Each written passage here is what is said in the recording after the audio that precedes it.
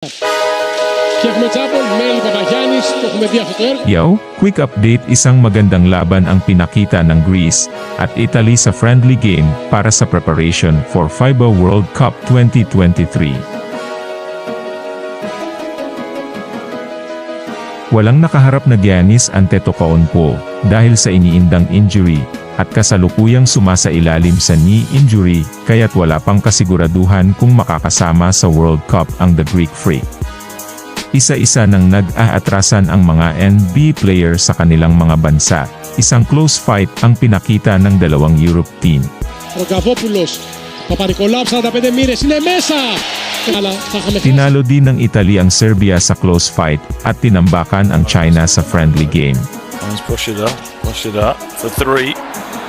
Buries it. Isa ang Italy na ranked number 10 sa makakaharap ng Gilas Pilipinas sa FIBA World Cup. Tingin nyo dudurugin kaya tayo ulit gaya ng mga previous matches sa Italy o makakapalag na sa kanila?